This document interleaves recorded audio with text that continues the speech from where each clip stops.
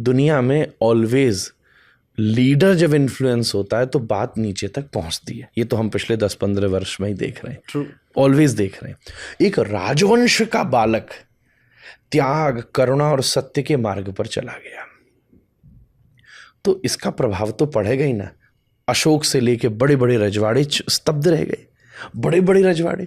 अब अगर शुभांकर मिश्रा जैसा मोस्ट रेप्यूटेड जर्नलिस्ट और बैठ करके एक सामान्य से धर्मगुरु के प्रति संवाद करेगा तो इससे धर्म को प्रबलता मिलेगी कि नहीं? सब इन्फ्लुएंस होंगे कि वाह, धर्म को लेकर भी संवाद हो सकता है। सबकी इस तरफ दृष्टि पड़ेगी जो दृष्टि भी नहीं जाती थी आज से बहुत साल पहले तक।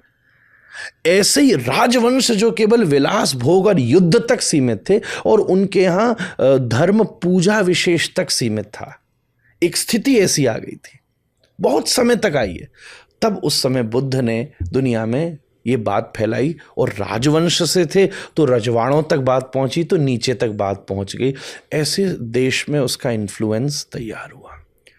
पर आदि शंकराचार्य ने सनातन धर्म के उसी स्वरूप को, पता है त्याग हमारे यहाँ भी है, इसलिए एक युवा व्यक्ति सन्यास लेकर निकल पड़ा। करुणा हमारे भीतर भी है, हम किसी का खंडन नहीं कर रहे। क्षत्रियों को कमजोर मत करो। इतनी ज्यादा करुणा और अहिंसा की बातें होने लग गई थी कि हमारे यहाँ के योद्धा और क्षत्रिय ढीले पड़ गए। इसलिए तो बाहर के लोगों ने घुसकर अटैक करने शुरू कर दिए। पहले किसी की हिम्मत थी जो घुस जाए? तांडव मचा देता था यहाँ का योद्धा। परंतु इतनी ज्यादा अहिंसा की बात हो गई कि नपुंसकता फैलने लग गई। तब एक धर्म योद्धाओं की तरह अखाड़ों की स्थापना की गई, योद्धाओं की स्थापना की गई और धीरे धीरे धीरे धीरे फिर से देश में जो मूल सनातन वैदिक धर्म का स्वरूप है वो स्थापित होने लगा।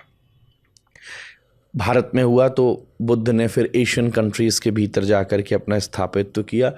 उनके साथ भी एक अलग प्रकार का इतिहास उपस्थित है कि वहाँ भी मंदिरों को लेकर के द्वंद्व चलता रहा है। कई स्थानों पर यही कहते हैं कि मंदिर ही उन्हीं के द्वारा कई मंदिर तोड़े, वो कहते हैं कई बौद्ध विहार मंदिरों ने तोड़े। ये बद्रीनाथ को लेकर के दो थॉट लोग कहते हैं। आपको आश्चर्य होगा, बोले मूर्ति इस मुद्रा में बैठी है तो ये तो बुद्ध की मूर्ति है, हम कह रहे हैं नर नारायण की मूर्ति है। तो ये दो विषय यहाँ आकर खड़े होते हैं। वेद का जो मूल सिद्धांत है वहां से वो बात विपरीत चली जाती है। बहुत सारे पुनर्जन्म आदि जैसे कई अस्तित्वों पर, हालांकि जो बुद्धिज्म का एक्सपर्ट है वो तो कभी न कभी आपके सामने आएगा तो थॉरली डिटेल्ड तो वही बात कर सकता। ऐसे ऐसे धीरे धीरे हुआ, बहुत सारी चीजें प्रैक्टिकली पॉसिबल नहीं और वेद